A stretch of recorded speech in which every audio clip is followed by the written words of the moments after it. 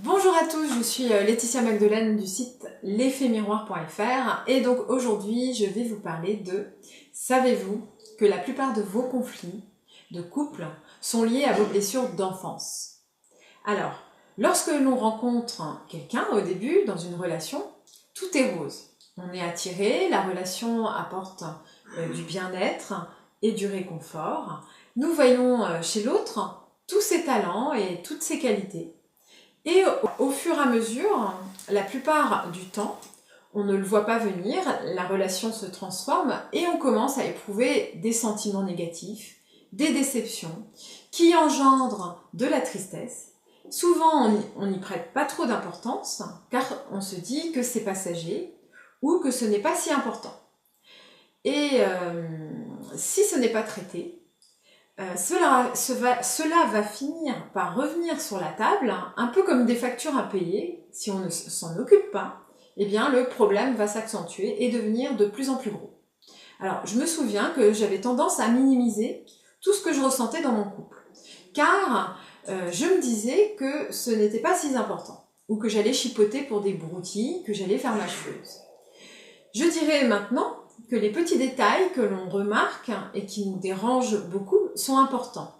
Alors bien sûr pas au point de dramatiser, mais qu'il est important d'en discuter car ils vont s'accentuer au fur et à mesure de la relation et devenir les motifs de la séparation ou du conflit qui finiront par prendre tout l'espace. Donc la plupart des situations qui nous dérangent ont un lien avec les blessures de notre enfance. Donc on attire à nous des personnes avec une histoire un peu similaire.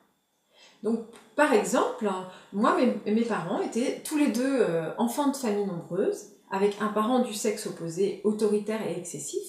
Ils avaient donc tous les deux manqué d'amour, l'amour de leurs parents, et avaient dû se construire tout seuls et être autonomes très jeunes. Autre exemple, mon mari et moi étions tous les deux des enfants de commerçants. Nous étions tous les deux le deuxième enfant de la fratrie, et avons grandi en nous sentant seuls.